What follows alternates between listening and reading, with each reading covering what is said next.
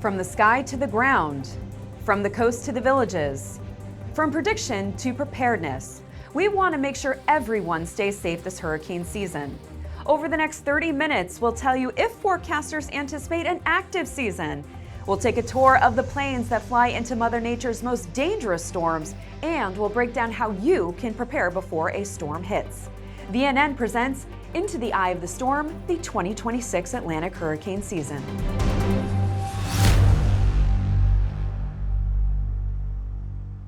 Welcome everyone, I'm meteorologist Ashley Baylor. We are bringing you this show from a very special location. We are at the Sarasota-Bradenton International Airport for NOAA's 2026 Hurricane Awareness Tour. Over the next 30 minutes, we will introduce you to the brave pilots and crew who fly into Mother Nature's most intense storms.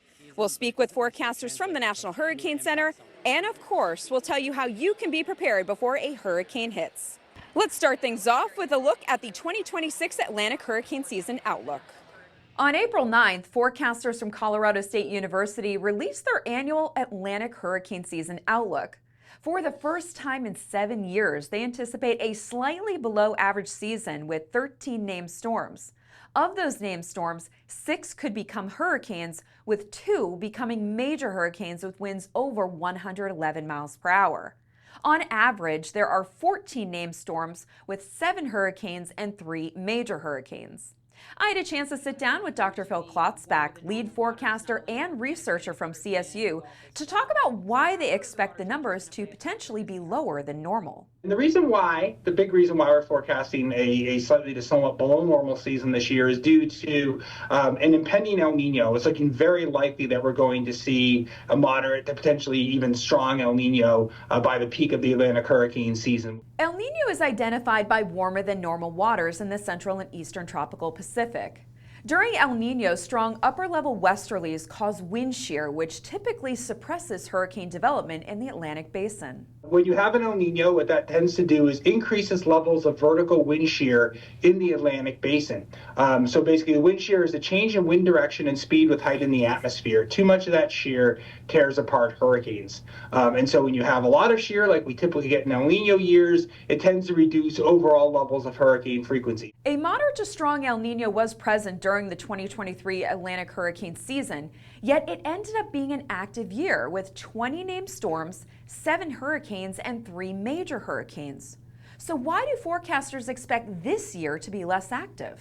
So 2023 we characterize as kind of a clash of the titans year, where we had a moderate to strong El Nino in the Pacific, which, as we've already talked about, should really knock down your storms.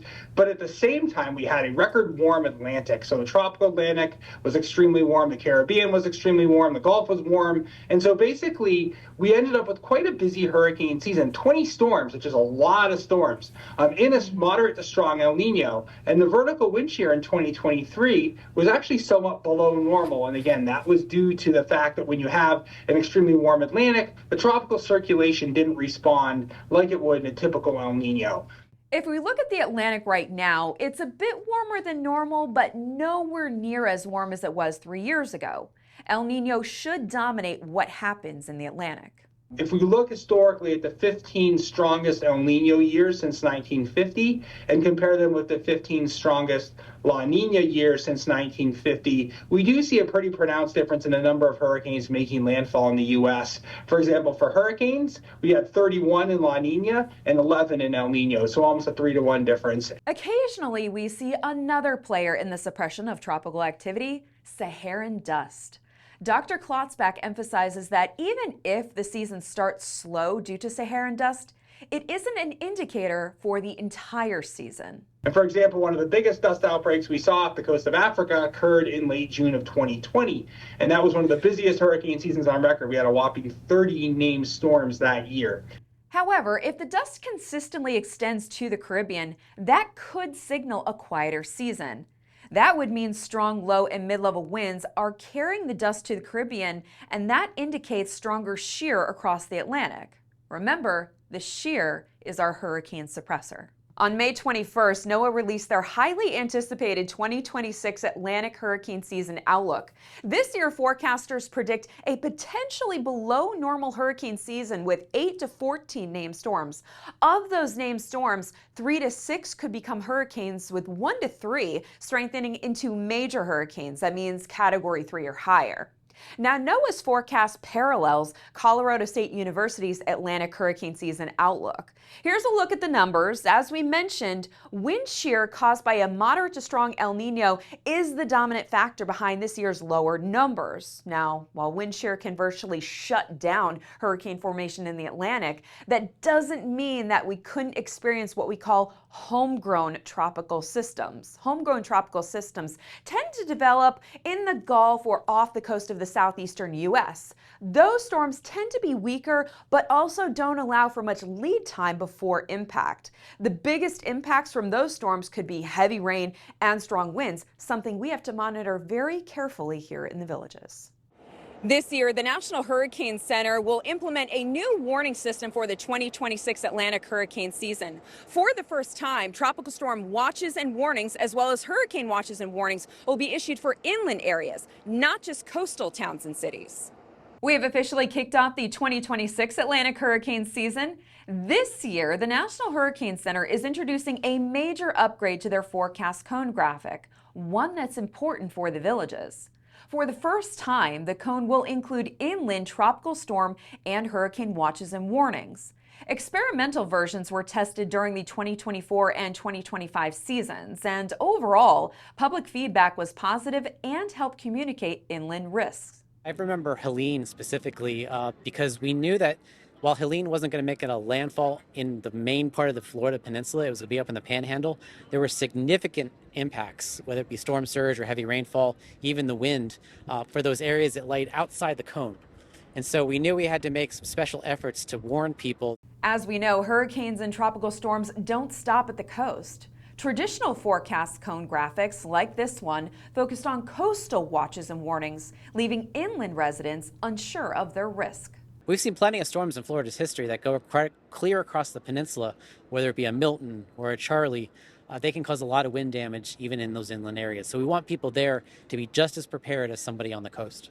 Inland communities, like the Villages, are spared from coastal hazards like storm surge. However, we can experience other hazards like tornadoes, damaging wind, heavy rainfall, and flash flooding. It doesn't take a major hurricane to cause a lot of heavy rainfall. It could even be a tropical storm, just barely got a name, and it could reduce 10s to 20s inches of rain, and you might have flooding issues. So residents would still need to be concerned about that and just continue to watch the watches and warnings that are put out ahead of the storm to know what hazards you might need to be prepared for. Here's a look at the new upgraded forecast cone. You can see there will be color-coded watches and warnings directly on the track map extending inland, so people in the potential path can be prepared for possible impact.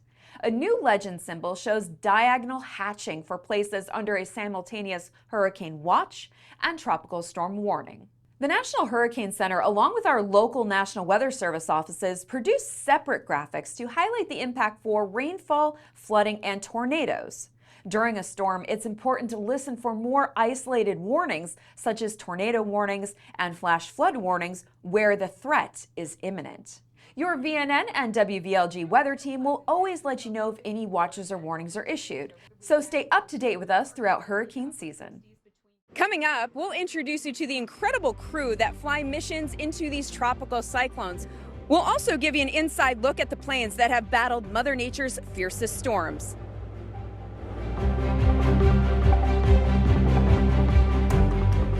I was the meteorologist on the landfall mission for Hurricane Melissa last year that made landfall in Jamaica.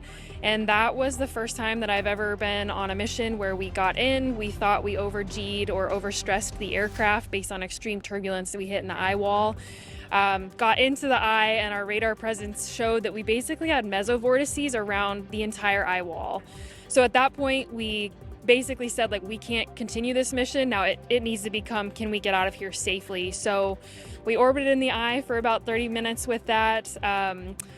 As a meteorologist, I was still collecting the data because we're here, I might as well grab it. And I was realizing, like, this is a historic storm. So as we were crafting our escape plan, we were still gathering some very historic and vital data, but that was probably the craziest one I've been on turbulence-wise.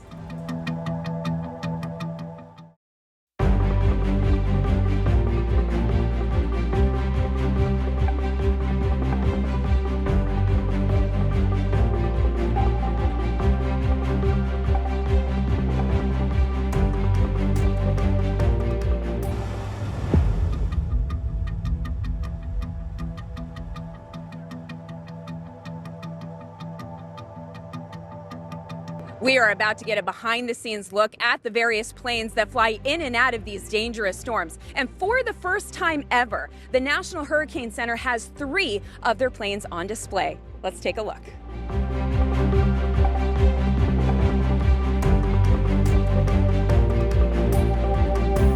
Before a tropical storm or hurricane threatens landfall, a fearless flight crew deploys on a reconnaissance mission to investigate.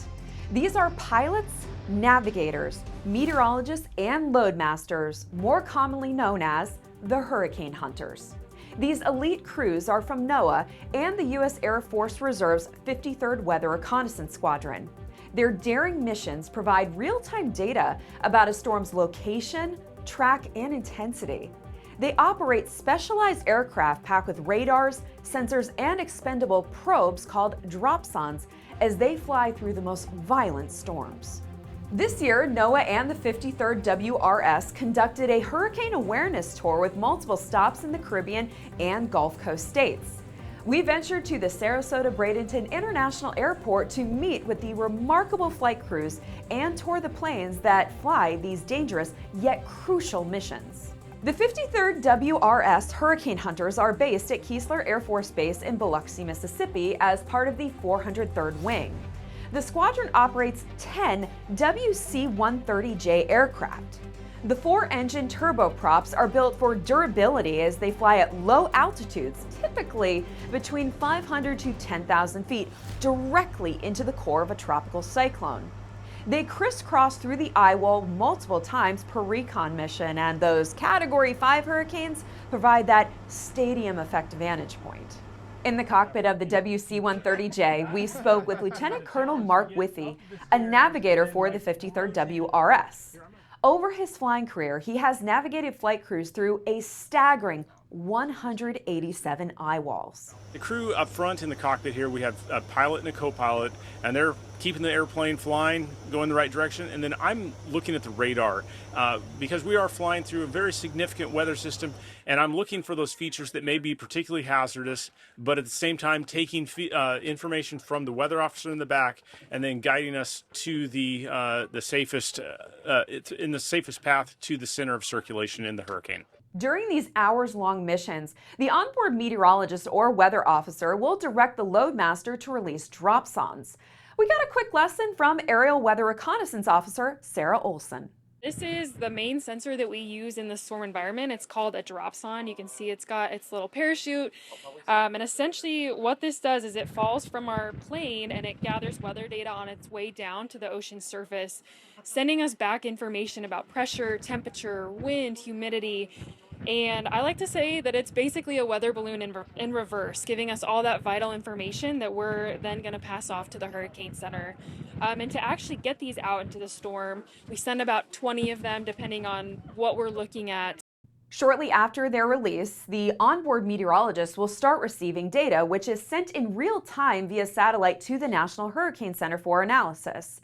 This information helps improve computer models, enabling forecasters to better predict a storm's track, intensity, and possible impacts. Major Alex Boykin is an instructor pilot of the 53rd WRS, and he has flown through 76 eye walls, along with numerous other storms. That doesn't include tropical storms, depressions, and we fly all the nor'easters, and we fly all those big winter storms that hit the West Coast. That's our wintertime mission. So a lot of folks are wondering, what are we doing when it's not hurricane season? We have a whole winter mission. While the 53rd WRS focuses on specifically investigating storms, NOAA's flight crew does reconnaissance and research missions.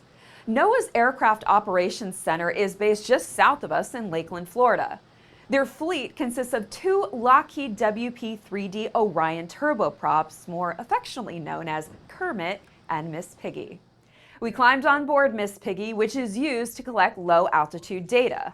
You'll notice the aircraft is equipped with these long sensor mounting points.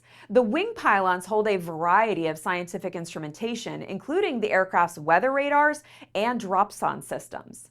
The aircraft also has a lower fuselage, LF, and tail Doppler radar, TDR systems. The LF scans the storm horizontally, while the TDR scans vertically. Together, these systems provide researchers and forecasters an MRI-like scan at the storm, allowing for a visual of the internal structure. Like the 53rd WRS, NOAA also releases dropsons to collect data. NOAA Corps pilot Lieutenant Commander Matthew Taraboletti explained that more recently, NOAA has experimented with drones. Drones are in the research phase, which for us that means, well, they're in the research phase, but we're also trying to move towards the, I guess, reconnaissance phase. And what I mean by that is for actually using the data to introduce into models to help with the forecast. Additionally, NOAA flies 2 Beechcraft King Air CERs and 1 King Air 360 CER. In the wake of a hurricane, these versatile twin-engine extended-range turboprop aircraft conduct emergency response operations that map destruction and guide recovery efforts to the most affected regions. These planes will survey and map damage around 1,500 feet, allowing the flight crew to identify where help is needed most. We're usually the first ones to get that imagery that is being used by FEMA, Coast Guard, sometimes the Navy and other local, state, and federal emergency services to gauge where that help is most needed, and then they can direct the rescue teams to go to where they're needed most. These are the folks that take to the skies to keep you safe on the ground. After the break, even though we anticipate a potentially less active year, it only takes one hurricane, one landfall to have a lasting impact.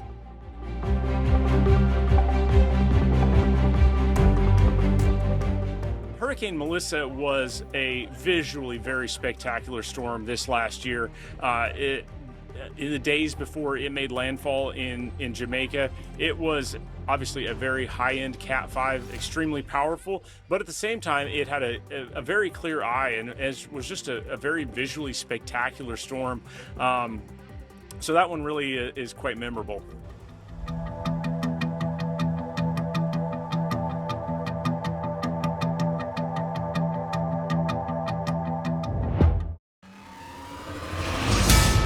I'm meteorologist Ashley Baylor. We are now into hurricane season, and for the first time ever, the National Weather Service will issue inland hurricane watches and warnings, so it's important to understand the difference. A hurricane watch is issued when hurricane conditions are possible within 48 hours. That's when you should prepare by securing your home and making sure your emergency supply kit is ready. A hurricane warning is issued when hurricane conditions are imminent within 36 hours. That means you need to be ready to ride out the storm in a sturdy shelter or evacuate if you're ordered to. Keep listening to WVLG for more tips and information. You can pick up a copy of our complete hurricane guide at any of our WVLG events or stop by our station in Lake Sumter Landing. Stay safe, villagers. Don't forget, we'll have the most up-to-date information during hurricane season right here on VNN.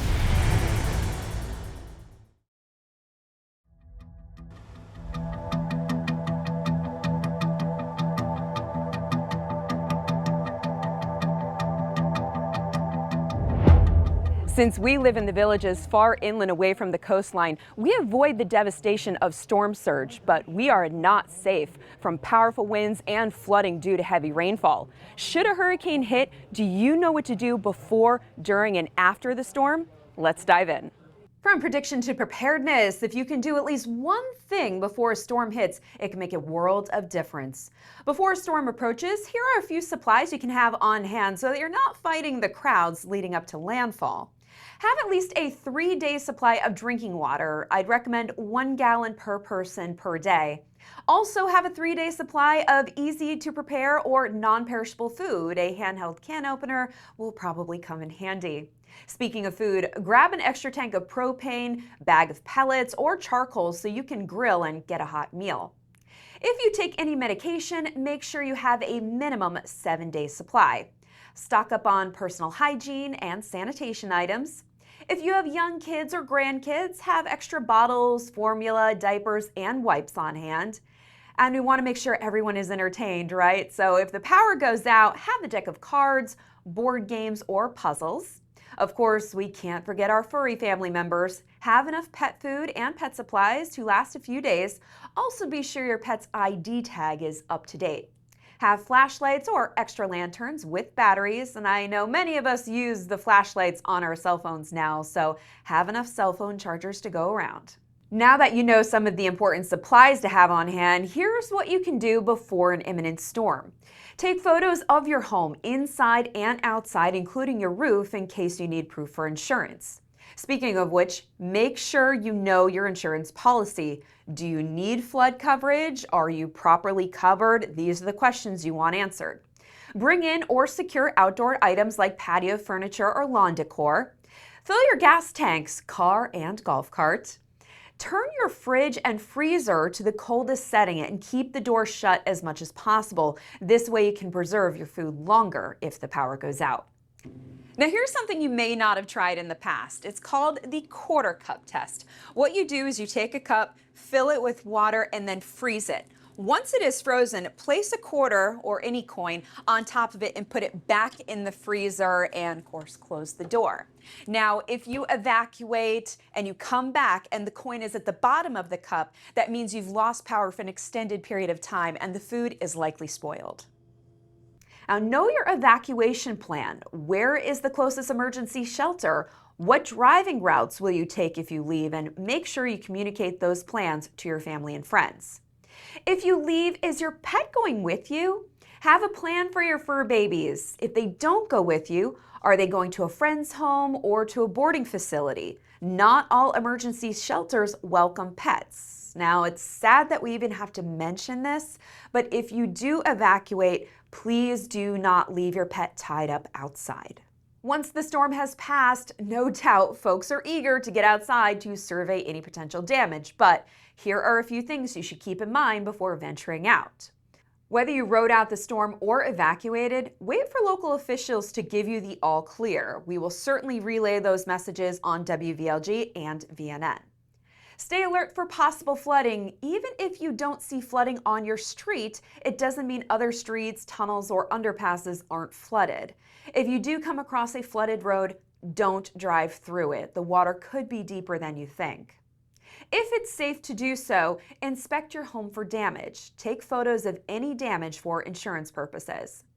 If you're cleaning up your yard, wear protective gear like gloves to avoid any potential injuries from sharp or contaminated debris. Watch for down power lines, assume they are still live, and report to proper authorities. If you lose power and have a portable generator, never use the generator indoors. Keep it outside in a well-ventilated area. And finally, avoid drinking or preparing food with tap water unless you know it's 100% safe to use. Check refrigerated or frozen food to see if anything is spoiled. This is where that quarter cup test comes in handy.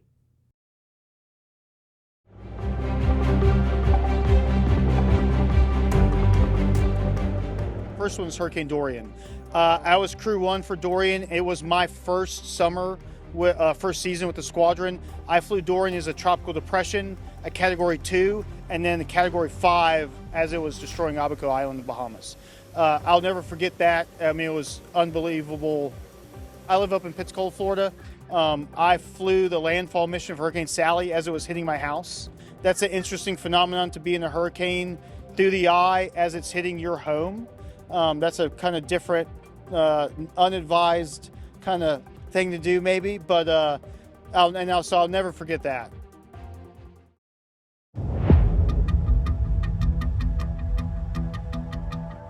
Florida had a chance to breathe a sigh of relief last year as there were no landfalling hurricanes, but so many have left their mark, even permanent scars across the Sunshine State. Here's a look back at some of Florida's most memorable storms. Numerous major hurricanes have left long-lasting impacts along Florida's vast coastline. Most recently, a powerful punch to our Gulf Coast as Hurricane Milton and Hurricane Helene blasted the state within days of each other. Hurricane Milton formed in the Gulf, rapidly intensifying into a monster Category 5 hurricane with peak winds at 180 miles per hour. Milton tied Hurricane Rita for most intense Atlantic hurricane ever recorded in the Gulf, with its lowest pressure at 895 millibars. On October 10, 2024, Milton made landfall as a Category 3 hurricane on Siesta Key with winds at 115 miles per hour. 5 to 10 foot storm surge was recorded from Naples all the way to Siesta Key. Powerful winds ripped the roof off Tropicana Field, forcing the Tampa Bay Rays to find a temporary home field. As the storm crossed central Florida, intense rain fell in the villages, submerging the boardwalk at Lake Sumter Landing and flooding multiple multimodal paths. Strong winds downed trees, damaging homes and blocking roadways. 13 days prior, Hurricane Helene barreled through the Gulf, making landfall as a Category 4 hurricane along the Big Bend, specifically near Perry, Florida. With winds at 140 miles per hour and the pressure falling to 939 millibars, it was the strongest storm to make landfall along the Big Bend since record-keeping began in 1900. Record-shattering rain pushed inland from Georgia into the Carolinas, with western North Carolina experiencing destructive and devastating flooding. The villages saw heavy rain and gusty winds, but was spared from structural damage and significant flooding. Before Milton and Helene, there was Ian and Irma. Hurricane Ian approached southwest Florida as a Category 5 hurricane with peak winds at 160 miles per hour. On September 28, 2022, Ian made landfall on Cayo Costa, Florida as a Category 4 storm with winds at 150 miles per hour. It was the first Category 4 storm to impact southwest Florida since Hurricane Charlie in 2004. Ian maintained its Category 4 strength as it made a second landfall in Punta Gorda with winds howling at 145 miles per hour. The wind pushed water on shore, causing the storm surge to reach as high as 15 feet along Fort Myers Beach. Homes became inundated with water, forcing some residents to seek shelter on their roofs. With only 4 to 5 inches of rain, the villages dodged any flood threat. Wind was the biggest threat to the bubble, with residents reporting downed trees, snapped limbs, and scattered debris. On September 10, 2017, Hurricane Irma blasted Cujo Key, Florida as a Category 4 storm. It weakened slightly to a Category 3 before making a second landfall along Marco Island. Irma struck the state less than 2 weeks after potential Tropical Cyclone 10 caused significant flooding in western Florida. Now, early forecasts showed Irma making potential landfall near Miami, forcing over 6 million residents to evacuate. In the villages, power outages left folks without AC in the sweltering heat for days. Some homes in the northern section were inundated with floodwater, as was part of the golf cart bridge over Highway 27 and 441. Several golf carts were stuck in flooded tunnels. Tree debris piled at the end of driveways for weeks. Going back to 2004, Florida was slammed by 4 hurricanes: Charlie, Francis, Ivan, and Jean, all within 6 weeks of each other. All 4 storms caused extensive damage. But before 2004, one of the strongest and most memorable storms was Hurricane Andrew. Andrew is one of only 4 tropical cyclones to make landfall in the U.S. as a Category 5 hurricane. On August 24, 1992, Hurricane Andrew made landfall on Elliott Key, then Homestead, with peak winds at 165 miles per hour. Throughout Florida, over 100,000 homes were damaged, while more than 63,000 were completely destroyed. At the height of the storm, over 1.4 million people were without power. As Andrew crossed the southern part of Florida, the villages was left without any notable damage. And finally, the most intense hurricane to ever hit Florida was in 1935. The Labor Day hurricane struck the Florida Keys on September 2nd. It was the first recorded Category 5 hurricane to make landfall in the U.S. Peak winds reached an incredible 185 miles per hour, with the barometric pressure dropping to 892 millibars. It still holds the record for strongest Atlantic landfalling hurricane. Storm surge of 18 to 20 feet caused catastrophic damage to the Upper Keys, particularly between Key Largo and Marathon. Thanks for spending the last 30 minutes with us. Hopefully you learned something new, or maybe you're now inspired to create a hurricane plan of your own. Remember, we root for people, we don't root for storms, so that's why we always want you to be prepared. Should the villages be in the path of a pending storm, remember that you can get valuable information on VNN, WVLG, and in the Villages Daily Sun. I'm meteorologist Ashley Baylor. Take care.